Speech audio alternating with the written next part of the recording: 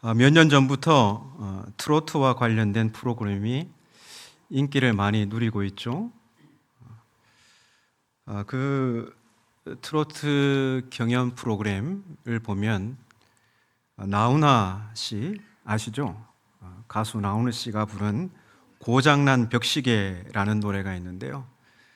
그 노래를 후배 가수인 진성이나 임영웅 같은 그 후배들이 다시 이제 부르는 그런 모습을 보게 됩니다. 그 노래의 가사를 보면 서글픈 인생의 진리를 담고 있는데요. 이 노래 아시는 분 있으십니까? 네. 네. 이모 집사님 목소리가 가장 크게 들렸습니다.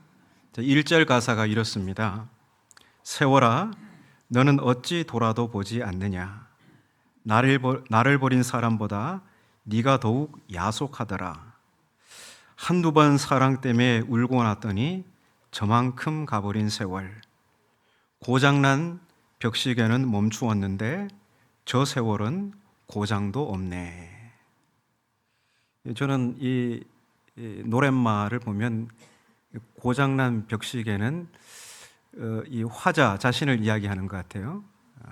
자신은 고장난 벽시계처럼 여기 멈추어 있는데, 여기 주저앉아서 울고 탄식하고 한탄하고 있는데 세월은 저만침 야속하게 가버리더라. 그 노래 속 가사가 그렇습니다. 멈춰버린 벽시계는 그대로 걸려 있는데 야속한 세월은 저 혼자서도 잘도 흘러갑니다. 생각해보면 우리네 인생이 그렇지 않습니까? 세월은 우리를 기다려주지 않습니다. 하지만 사람은 충격적인 일을 겪으면 시간이 거기서 멈추게 됩니다. 세월은 흘러가지만 사람은 그 시간에 멈춰 더 이상 앞으로 한 걸음도 나아가지 못하게 되죠. 과거의 실패와 아픔, 상처가 그 사람의 발목을 붙들고 있기 때문입니다. 이것을 정신의학 용어로 트라우마라고 하기도 합니다.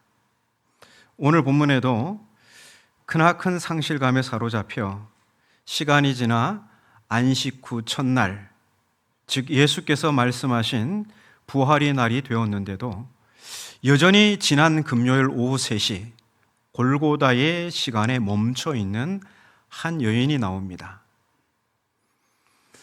안식 후 첫날 예루살렘의 새벽, 습하고 무거운 청회색 안개가 도시 전체를 수위처럼 덮고 있습니다. 카메라는 한 여인의 거칠고 떨리는 숨소리, 그리고 마른 흙을 밟는 발소리를 집요하게 따라가고 있습니다. 그 여인은 바로 막달라 마리아입니다. 그녀를 감싸고 있는 시간을 성경 저자인 요한은 이렇게 말하고 있습니다. 아직 어두울 때에.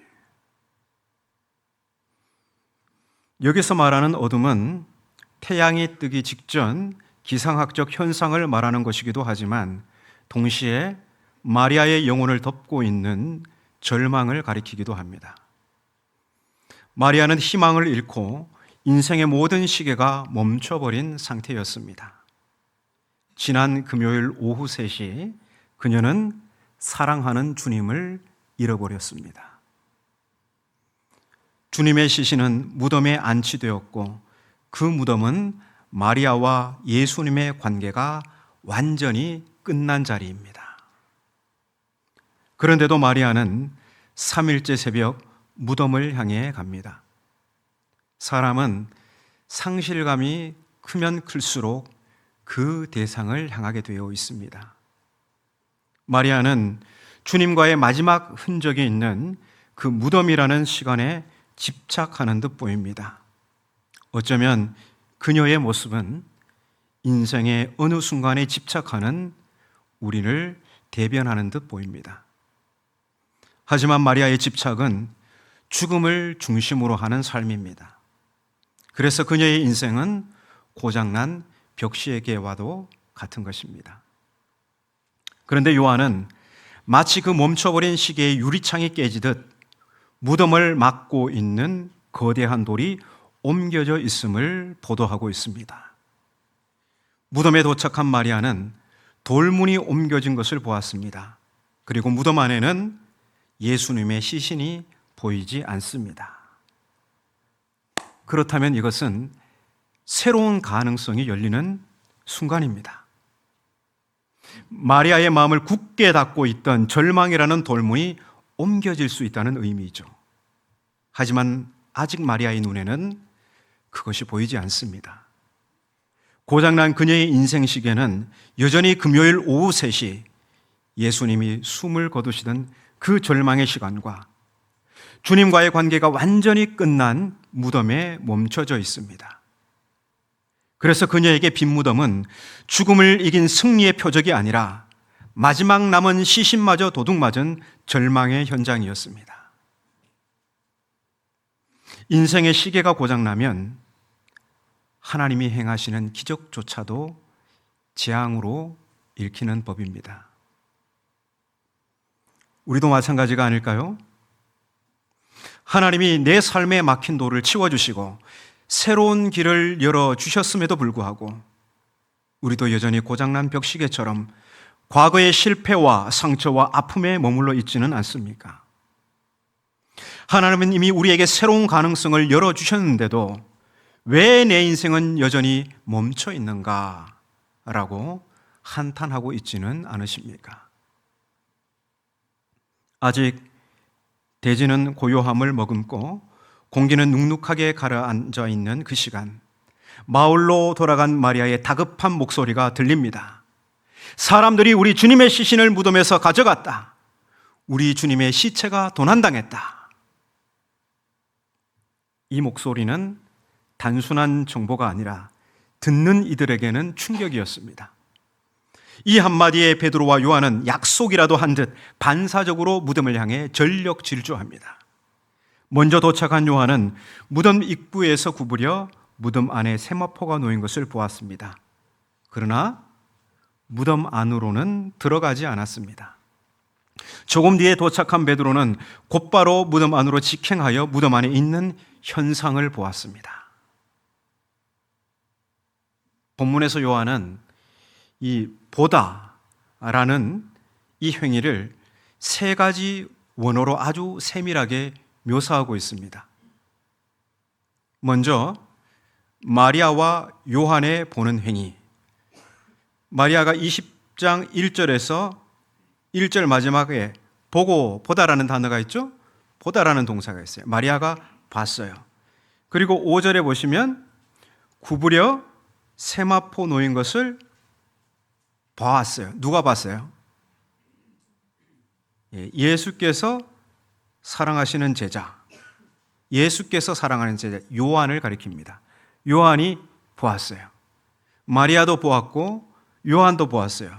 그런데 이 헬란 말이 블레포라는 단어인데요, 이것은 그저 눈에 보이는 물리적 현상을 단순히 바라보는 것을 의미합니다. 멈춰버린 시계의 깨진 유리창만 보듯 예수님의 시신이 보이지 않는 것, 그냥 돌문이 옮겨진 것, 그것만 보고서 절망하는 것입니다.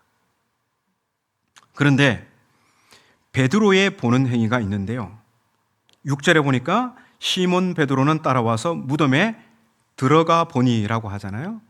이 똑같은 우리말로 번역된 것은 보다라는 건데요, 헬라 말로는 테오레오라는 단어예요. 이것은 과학자가 사물을 자세히 관찰하고 분석하는 것을 의미합니다. 베드로는 마치 국립과학수사연구원이 사건 현장을 감식하듯 무덤 안을 샅샅이 분석하고 관찰합니다. 정돈된 세마포와 수건을 보면서 이게 어찌 된 일인지라고 의심하고 있습니다. 베드로는 고장난 시계의 뒷면을 뜯어서 톱니바퀴 하나하나를 점검하는 수리공의 시선으로 무덤 안을 보았습니다. 베드로의 이런 행위를 보던 요한은 그제야 무덤 안으로 들어가서 보고 믿습니다. 어디에 나올까요? 8절에 나오죠. 요한이 다시 봅니다. 여기서 요한이 보는 행위는 에이로라는 헬란 말인데요. 이것은 육신의 눈을 넘어 영적인 직관으로 깨닫는 것을 의미합니다. 요한은 보이지는 않지만 멈춰버린 시계바늘 뒤에서 작용하고 있는 하나님의 시간을 보게 된 것입니다. 그래서 그는 비로소 그렇게 보고 믿게 되었습니다. 지금은 고인이 되었지만 미국의 사제이자 성서학자였던 레이몬드 브라운은 이 장면에서 정동된 세마포에 주목합니다. 여러분 한번 상상해 보십시오. 시신을 훔쳐가는 도둑. 이 시신을 도둑이 훔쳐갔다면 시신을 훔쳐가는 도둑이 그 급박한 상황에 무덤 앞에서 누가 지키고 있죠? 경비병이 지키고 있는데 그 급박한 상황에 수의를 벗기고 머리를 싸맸던 수건을 정성스럽게 개어 놓겠습니까? 제가 도둑이라면 그냥 세반포에 쌓인 채로, 머리에 수건이 쌓인 채로 그대로 훔쳐갔겠죠. 그래서 이것은 도난의 현장이 아니라 잠에서 깬 분이 침구를 정리하고 당당하게 걸어나간 현장이었다는 것입니다. 그렇다면 빈 무덤은 예수님의 시신이 도난당한 범죄의 장소가 아니라 주께서 말씀하신 대로 죽음을 이기신 부활의 장소입니다. 그런데 제자들은 이 신비를 보고서도 그냥 자기네 집으로 돌아가 버립니다. 뭔가 엄청난 일이 벌어졌다는 것을 짐작했지만 그것을 다 이해하기란 어려웠나 봅니다. 이렇게 분석을 마친 제자들은 부활신앙에 도달하지 못하고 집으로 돌아갔습니다. 지식으로 무덤을 파헤쳤던 발걸음들은 떠났지만 사랑으로 무덤을 지키던 마리아는 그 자리를 떠날 수 없었습니다. 그녀는 무덤 밖에서 하염없이 울고 있었습니다. 이 울음소리는 고장난 벽시계 앞에서 세월의 야속함을 한탄하며 흐느끼는 인류의 통곡인 것입니다. 그때 천사들이 마리아에게 묻고 이어서 누군가가 나타나서 묻습니다. 15절인데요. 여자여 어찌하여 울며 누구를 찾느냐. 마리아는 그분을 보고도 동산지기로 오해합니다. 그녀의 시계바늘은 여전히 금요일 오후 3시와 무덤에 멈춰져 있습니다. 시계가 고장나면 아무리 정오의 태양이 내리쬐어도 여전히 캄캄한 자정인 것처럼 마리아는 산 예수를 보고도 그저 정원을 가꾸는 인부로만 생각합니다. 이것이 슬픔에 잠긴 인간의 한계입니다. 우리는 내 고장난 시계가 가리키는 시간으로 세상을 해석하려 듭니다. 그렇지 않습니까? 그때 멈춰버린 세상의 모든 침묵을 깨뜨리는 단 한마디가 들려옵니다.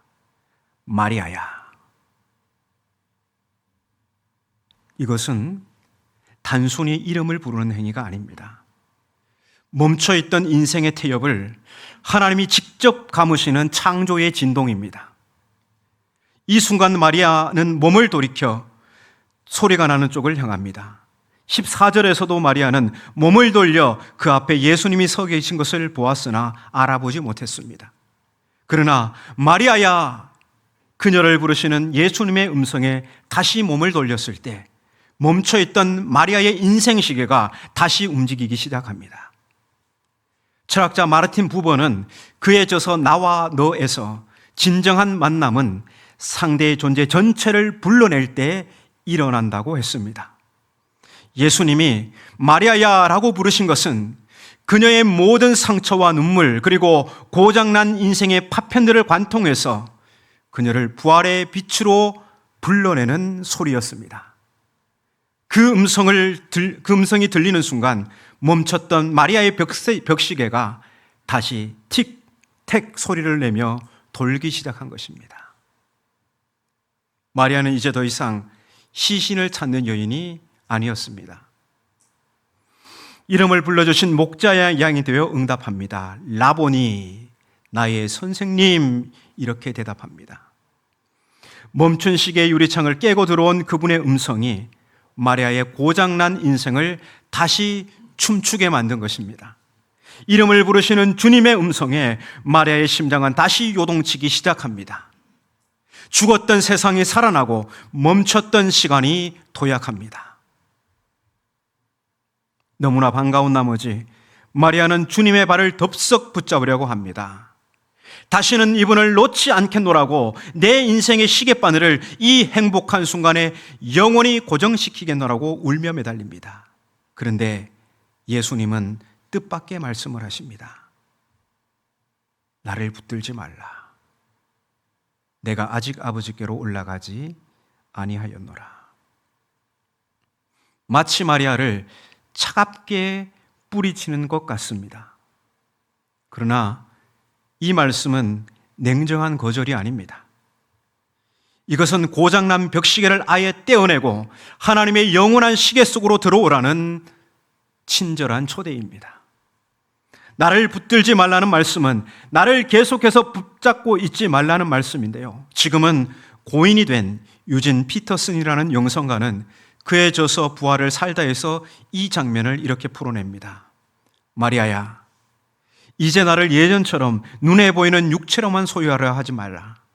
만약 네가 나를 여기에만 묶어둔다면 나는 너 한 사람의 위로자로 남겠지만 내가 승천하여 성령으로 오면 나는 온 세상 모든 이의 주님이 될 수 있단다.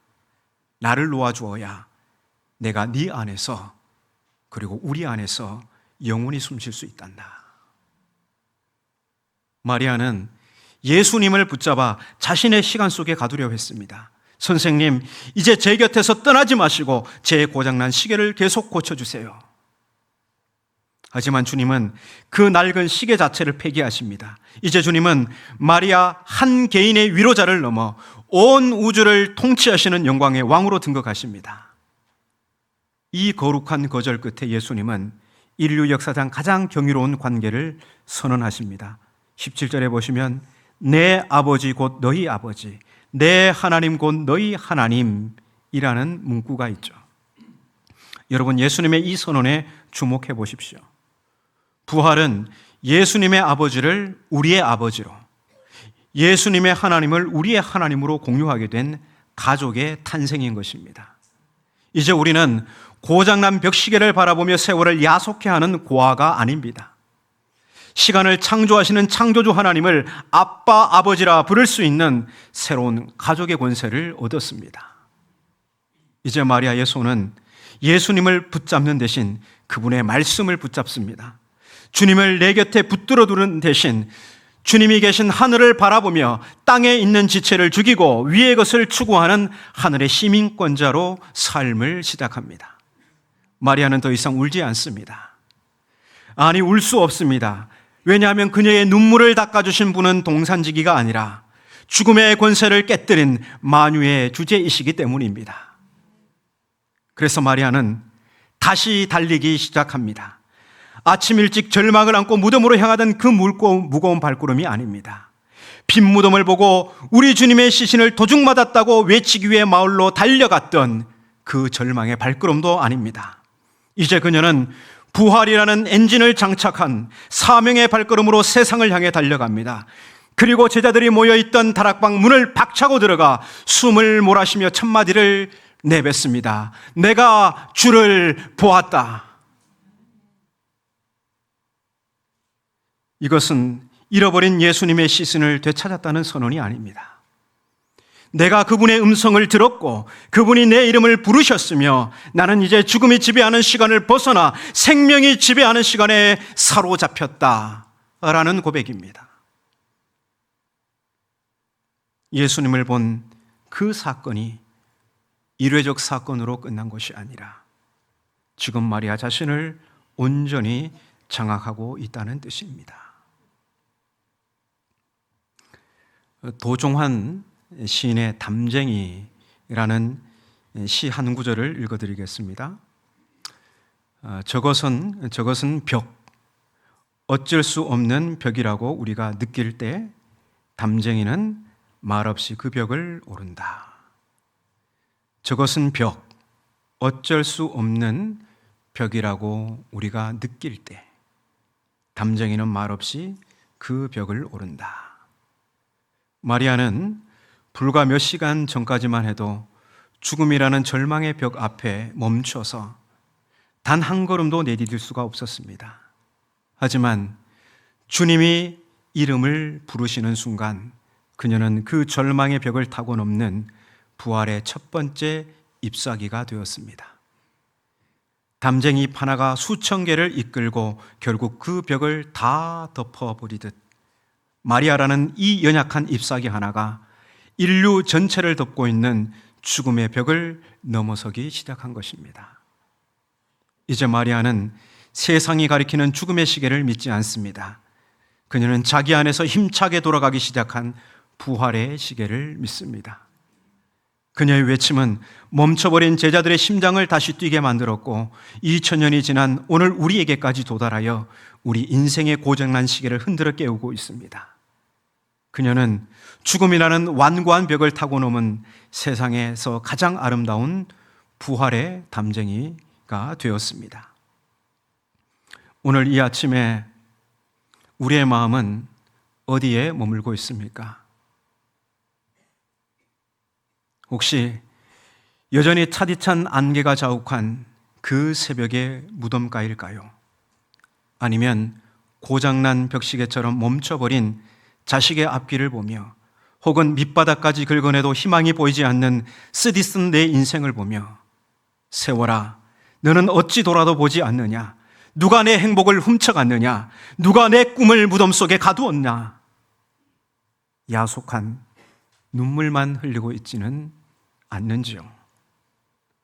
하지만 우리는 분명히 보았습니다. 무덤의 돌은 이미 옮겨졌고 주님은 그곳에 계시지 않습니다. 오히려 그분은 무덤 밖 우리 가장 아픈 삶의 현장 가운데 서서 온화한 음성으로 우리를 부르십니다. 아무개야, 어찌 우느냐?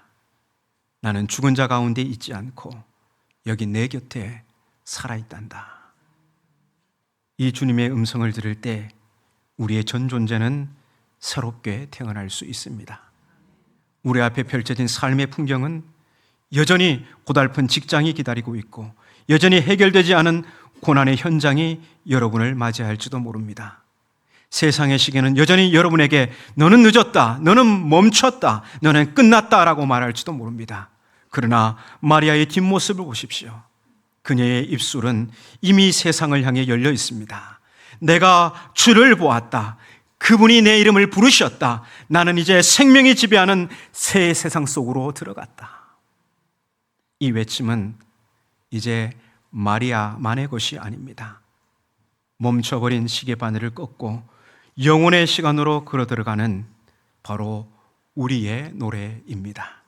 그러므로 부활의 이 아침 더 이상 고장난 벽시계처럼 과거의 상처와 슬픔에 갇혀 있지 마시고 우리를 부르시는 주님의 음성에 라보니라고 응답하며 담장 너머의 세상을 향해 뻗어가는 부활의 담쟁이가 되어서 내가 주를 보았다고 당당히 선포하는 부활의 증인들로 살아가시기를 주님의 이름으로 축복합니다.